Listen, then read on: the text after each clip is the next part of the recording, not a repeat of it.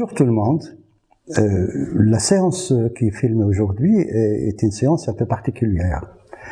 Il vient à un moment donné où il y a une sorte de distance sociale, mais cette distance nous permet quand même de faire passer des choses, et de redire certaines choses.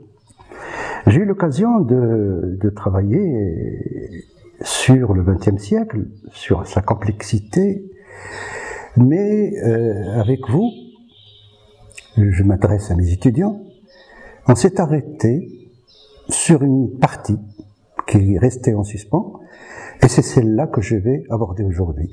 Mais avant de l'aborder, je voudrais faire un récapitulatif, ça sert toujours à quelque chose, un récapitulatif. D'ailleurs, parfois, on ne fait que répéter les choses, mais comme dit André Gide, je répète les choses, mais puisque personne n'entend rien, ça veut dire qu'il y a toujours la nécessité, la courtoisie de redire les choses, de faire revenir les choses pour que les choses soient compréhensibles ou tout simplement pour qu'elles soient peut-être un objet de sensibilité et d'écoute attentive. Donc, je vais faire un récapitulatif, comme vous le savez, je ne fais que reparler des évidences. Ce cours est un cours sur le XXe siècle, et on sait que le XXe siècle est un siècle complexe. Parce qu'il y a des siècles qui s'imposent par des grands événements, par des continuités particulières, ou des ruptures particulières, ou par des caractères saillants, qui sont proéminents, c'est-à-dire qui s'imposent d'eux-mêmes. Comme le XVIIIe siècle avec les Lumières, comme le XIXe siècle avec certains mouvements de positivisme, avec le romantisme, etc. Le XXe siècle, c'est autre chose. C'est pour ça que c'est très difficile d'en parler, parce qu'il y a beaucoup de mutations idéologiques, beaucoup de violences historiques, en même temps, à côté, c'est ce dont j'ai parlé pendant plusieurs mois, il y a un phénomène de la dualité. Il y a à la fois la chose et son contraire.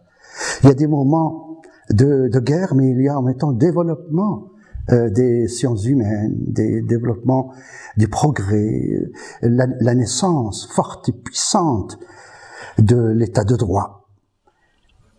Et puis, le phénomène des avant-gardes, dont je vais parler dans un moment.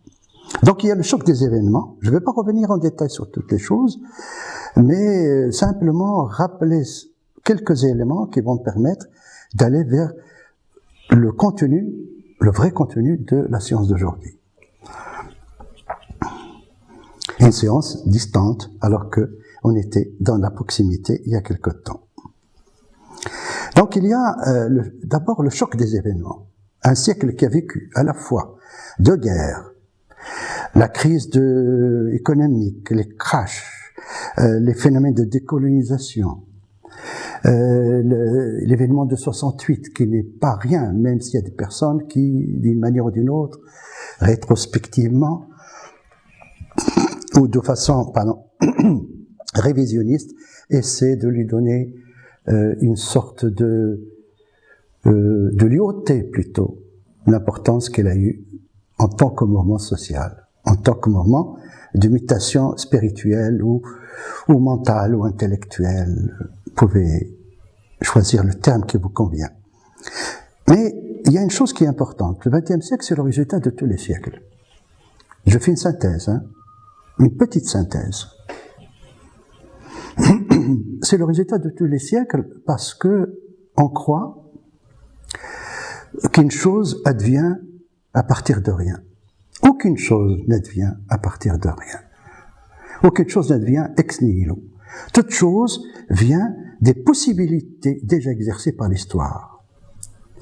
C'est ce que un grand historien français, Norbert Elias, appelle la dynamique aveugle de l'histoire. C'est-à-dire quelque chose qui est là parce qu'il y a eu quelque chose avant. Mais à un moment donné, ce mouvement est un mouvement en surface, mais travaillé en profondeur par toutes les choses passées. Il ne faut pas oublier que la constitution de la démocratie, de l'état de droit au XXe siècle, par exemple, j'en ai parlé, Je vous avertis, je ne fais qu'une petite synthèse au départ, au début de cette séance, que les résultats du XVIIIe siècle, de la Révolution française, ne sont apparus que plus tard.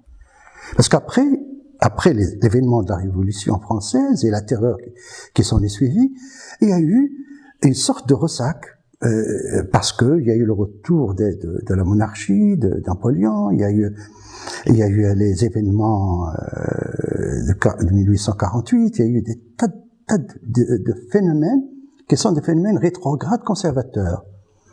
Donc le résultat de la Révolution française n'est apparu que plus tard. L'idée des Lumières, l'idée de l'humanisme de la Renaissance, c'est quelque chose qui a pu être récupéré par une sorte de cumulation, d'augmentation intellectuelle de la société. Et c'est plus tard, après le XIXe siècle, qu'on a eu les vraies républiques françaises, qu'on a eu les changements jusqu'à la Ve République française. Mais je ne suis pas là pour faire l'histoire de la France. Cela n'est pas important. Ce qui est important, ce sont comment appeler ça, l'imaginaire mental des sociétés, l'épaisseur. Foucault appelle ça l'épistémé, c'est-à-dire ce qui est le soubassement des choses. S'il y a eu la psychanalyse, je vais en parler tout à l'heure, s'il y a eu le développement de la psychanalyse, s'il y a eu l'état de droit, s'il y a eu les changements par rapport à la place de la femme dans la société, s'il y a eu les grandes avant-gardes, c'est parce que il y a eu une histoire avant. C'est pour ça, j'ouvre une parenthèse comme d'habitude, je ne vais pas oublier mes habitudes, c'est que on croit dans le monde arabe qu'il suffit d'une chose pour que les choses changent. Une chose est le résultat d'accumulation d'un ensemble de choses. C'est ce on a fait avant qui peut aider à faire ce qu'on peut faire aujourd'hui. Donc il y a eu un phénomène, une évolution, quelque chose de puissant. C'est pour ça que j'aime beaucoup l'expression de Norbert Elias lorsqu'il dit, lorsqu'il parle de la dynamique aveugle de l'histoire. Ce que certains n'aiment pas beaucoup, comme les marxistes, parce qu'ils croient que l'homme peut changer l'histoire. L'homme ne change pas vraiment l'histoire. Ce sont tous les hommes qui peuvent changer l'histoire, dans le sens où il y a l'accumulation des choses. Bien sûr, il y a eu la révolution russe. Je vais en parler, peut-être je vais en parler par rapport au totalitarisme. En contraste avec l'état de droit, on croit qu'une rupture suffit pour faire quelque chose. Non, une rupture ne fait qu'installer un autre type de pouvoir, même si l'idéal est louable et noble. D'ailleurs, comme dit Todorov, parfois la noblesse des fins ne peut pas justifier la bassesse des moyens. C'est-à-dire la révolution sanguinaire pour arriver à un état juste, etc. Ce n'est pas possible. Un état juste doit être fait dans la civilité avec l'accord commun. Avec l'accord commun, ce mot vient à point. Pourquoi ? Parce que, justement, tout a évolué vers l'état de droit. Et l'état de droit, quoi qu'on dise dans le monde entier aujourd'hui, c'est la sauvegarde de la société, qu'elle soit française, européenne ou africaine, maghrébine, etc. Pourquoi ? Parce que l'état de droit, il est fondé sur le nous, il n'est pas fondé sur le je. L'état personnalisé, que ce soit une dictature ou une monarchie arbitraire, je dis une monarchie arbitraire, ou je ne sais quoi, le fascisme, est fondé en principe sur l'exercice d'un droit personnalisé contre la possibilité d'un collectif, mais un collectif démocratique. L'état de droit, il permet au moins, il garantit l'individualité. Il garantit les possibles de la société, la diversité, si vous voulez, la multiplicité. C'est ce qu'on appelle l'état intégrateur. L'état intégrateur est important parce que il intègre les individus dans leur particularité, leur spécificité. Et on évolue vers ça. Depuis la Troisième République, avec la généralisation, même avant d'ailleurs, avec la fin 19e, avec Jules Ferry, avec la généralisation de l'enseignement, etc., c'est la recherche d'un autre état de la société où on peut répandre à des impératifs qui ont été dictés par la philosophie des Lumières, de toute façon. Quelqu'un que j'aime beaucoup, c'est Condorcet, quand il dit « le progrès, c'est pour tout le monde ». Même si aujourd'hui, dans le monde, on voit que le progrès n'est pas pour tout le monde. Pourquoi? Parce qu'il y a une répartition des forces, des richesses qui est différente, etc., etc. Mais ça, c'est un autre problème. Mais n'empêche qu'il y a derrière tout ça quelque chose d'important. Et ce qui est important, c'est à la fois la primauté de l'individu et puis la chose fondamentale, la sécularisation de la société.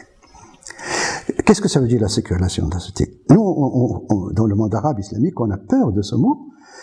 Pourquoi? Parce qu'on croit que c'est la négation de la religion. C'est pas la négation de la religion, non.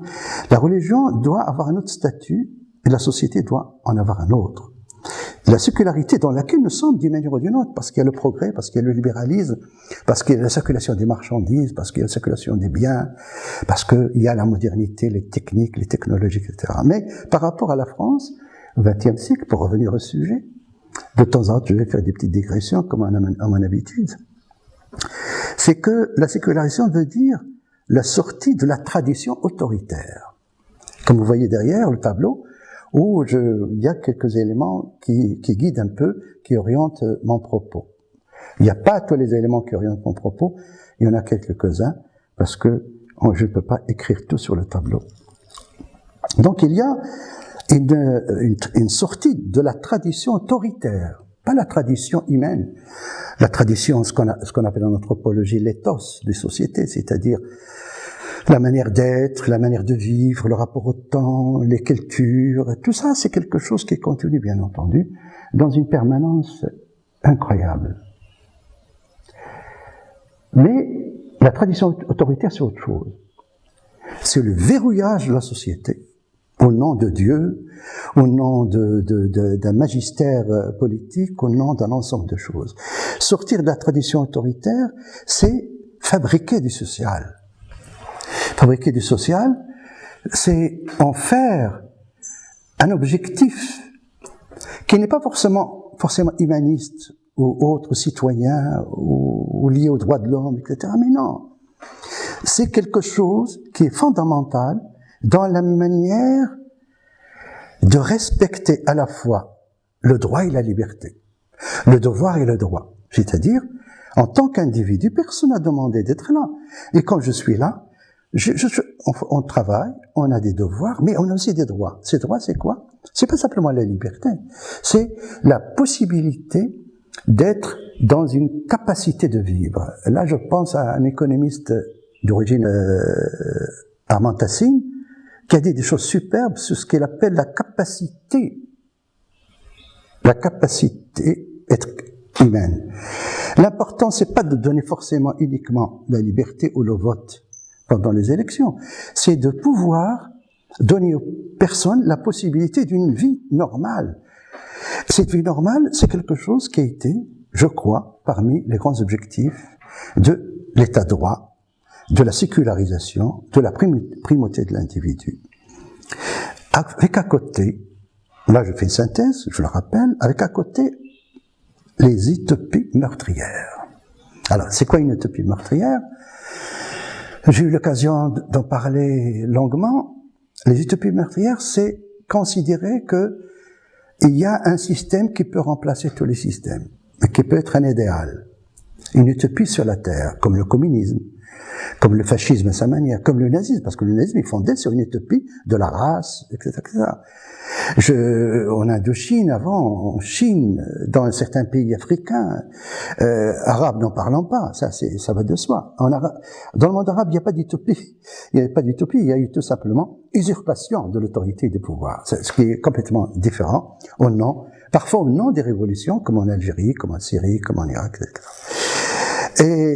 Mais comme vous voyez, je fais parfois des lectures transversales sur le plan historique. Ça permet simplement de voir un peu que les choses gardent toujours leur acuité philosophique et politique.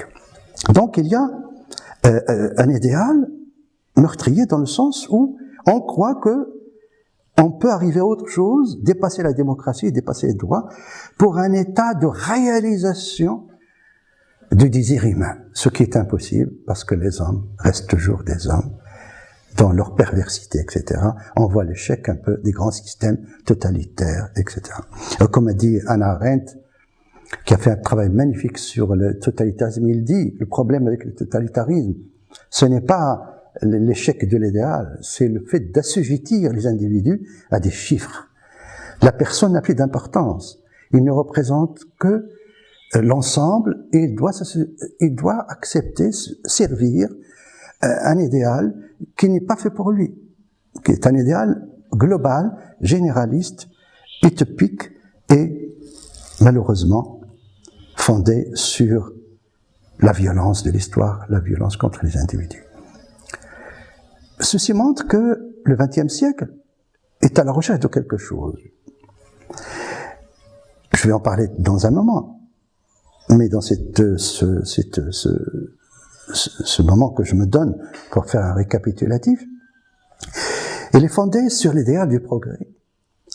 Le progrès, même si aujourd'hui on conteste l'idée du progrès, on sait que, avec ce qui se passe maintenant aujourd'hui, on sait que la mobilité des biens, des hommes, etc., c'est aussi la mobilité des maladies, la mobilité des choses qui sont le revers de la médaille, qui sont des choses impossibles. La mondialité n'est pas simplement une mondialité de progrès, c'est pas simplement le cosmopolitisme, c'est pas simplement le progrès, c'est pas simplement l'émancipation des peuples, c'est aussi les écarts, le désordre, la manipulation, la prédation et, comme on voit aujourd'hui,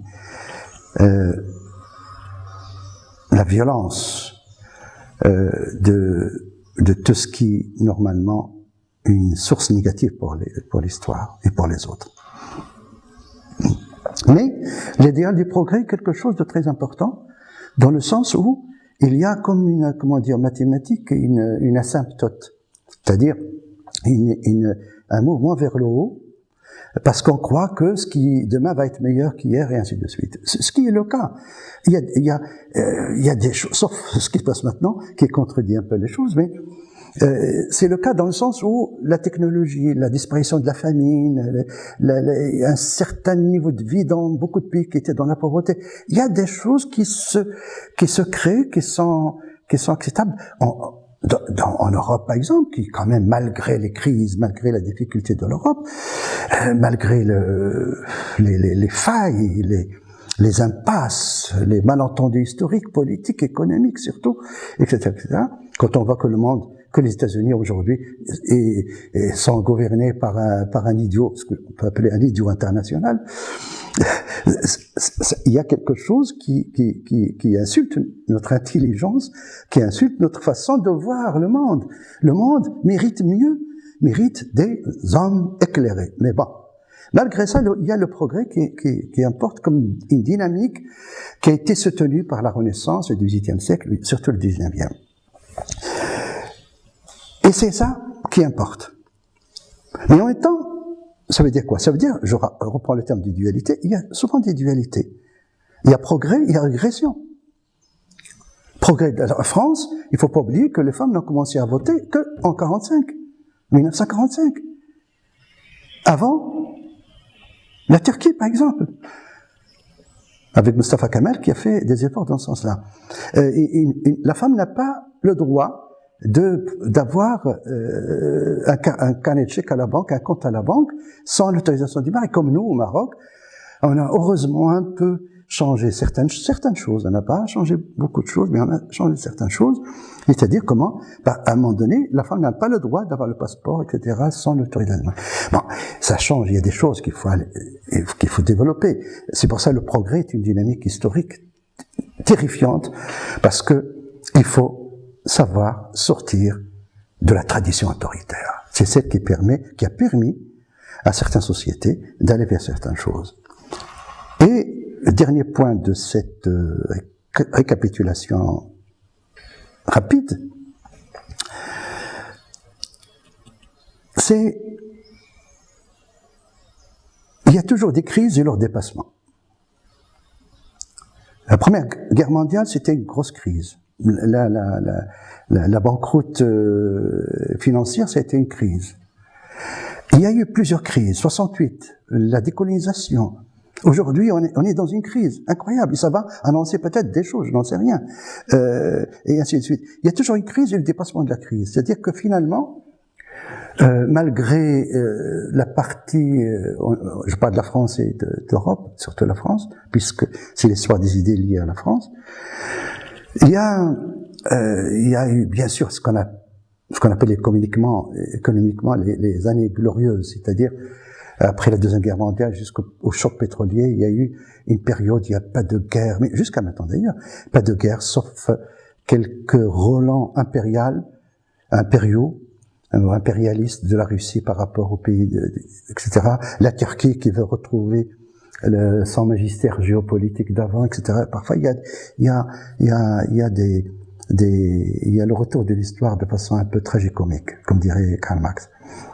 Mais là, ce que j'appelle le dépassement de la crise, c'est que tout est fait à partir d'une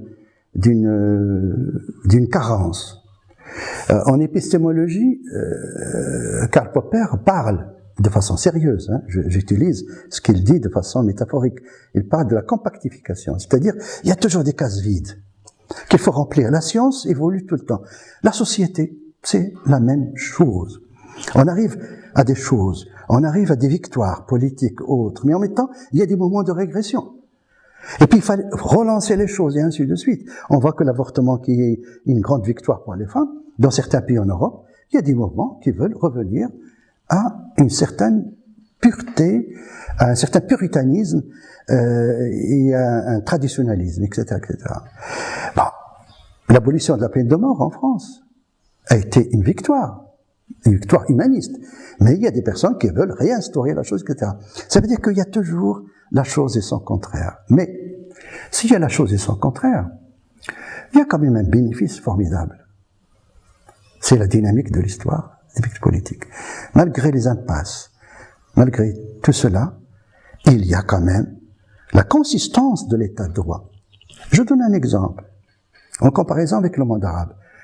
Quand on a détruit l'Irak et la Libye, par exemple, parce qu'on les a détruites, ce sont des pays qui ont été détruits pour des raisons politiques, mais finalement, c'est pas forcément des raisons de droits de l'homme. Toutes les sociétés ont été détruites. Pourquoi ? Parce que tout est fondé sur un personnage qui est vertical et une société qui n'a pas été composée selon l'état de droit. En France, aujourd'hui, s'il y a un coup d'État, s'il y a quelque chose, vous croyez que toute la France va tomber? Il ne va pas tomber. Pourquoi? Parce qu'il y a la force de la Constitution, il y a l'état de droit, il y a l'idéal de la contradiction, il y a la dynamique de l'histoire, il y a la pluralité, il y a un ensemble de choses qui règlent à la fois l'ordre et le désordre. Comme dit Paul Valéry, il y a deux choses qui menacent le monde, c'est l'ordre et le désordre.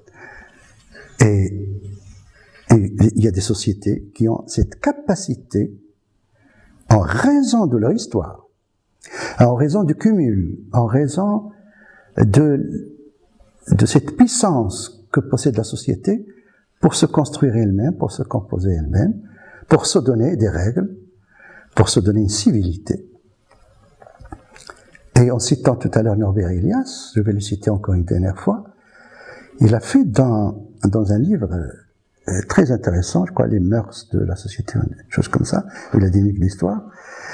Il a fait un travail super où il a dit que au 16e siècle, 17e, 18e, il y avait une façon de vivre. Il ne parle pas de l'aristocratie, qui a ses règles intérieures, qui a son microclimat, comme on dit aujourd'hui.